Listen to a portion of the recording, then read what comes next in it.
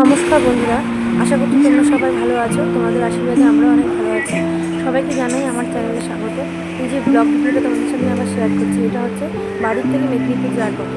বাড়ি গেছিলাম একটা কাজের জন্য, তো হঠাৎ করে রাস্তায় এত খিদে পেয়ে গেল বলে দাদাকে বললাম চলো এখানটা দাঁড়াই, দাঁড়িয়ে একটু কিছু খেয়ে নিই, কারণ যেহেতু আমার বাড়ি থেকে বেরিয়েছিলাম প্রথমে ব্রেকফাস্ট করবো। পিছনেই এসি ছিল রুম, কিন্তু এসিতে বসার কোনো প্রয়োজন হয়নি, কারণ এখন ঠান্ডার ওয়েদার। হেলমেটটা দেখছি, এটা নতুন হেলমেট কেনা হয়েছে, এই কালারটা প্রিয় কালার, পিঙ্ক কালার।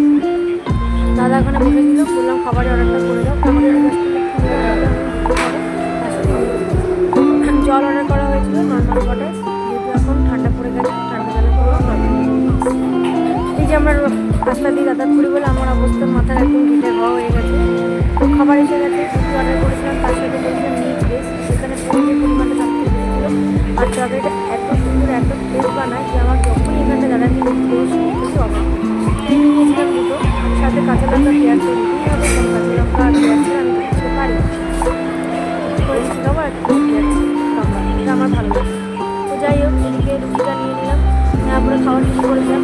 এত সুন্দর বানিয়েছিল, ঝাল সব কিছুর পরিমাণ এত ইকুয়াল থাকে, এই খাবারটা খেতে আমার খুব ভালো লাগে। এদিকে দাদা নিয়েছিল ব্রেড অমলেট, ব্রেড অমলেটটা আমি পছন্দ করি না, দাদা বললো একটু ভাবলাম না তুমি খাও, দেখা যাচ্ছে সেটা খুব কমফোর্ট থাকে। যাই হোক, আর পনিরটা এত ভালো লাগে আর এত সুন্দর বানায়, খুব নরম হয়ে যায় মুখে দিলে, অন্য জায়গায় এত হার্ড থাকে, এখানে পনিরটা খুব ভালো লাগে।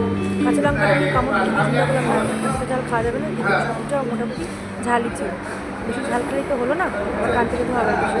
যাই হোক, রুটিটা খাওয়া কমপ্লিট করে ফেললাম।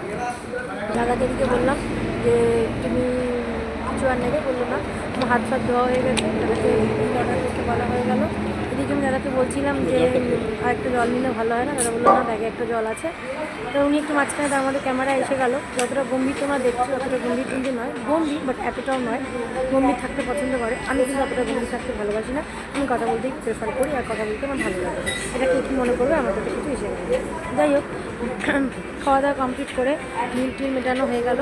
মিল টিল মিটিয়ে এবার চিন্তা করছি হঠাৎ করে বসে যে দেখো চুলটা এত কষ্ট করে স্মুথনিং করলাম, আমি রাস্তায় যেতে আসতে চুলের অবস্থা পুরো 12টা বেড়েছে, চুলটা আবার কবে স্মুথনিং করাবো সেটাই চিন্তা করছিলাম। দাদাকে বলছিলাম এখানে এত সুন্দর সুন্দর খাবার পাওয়া যাচ্ছে, পুরুষের মামের জন্য কিছু খাবার ক্যারি করা উচিত, বললো ঠিক আছে নিয়ে নাও।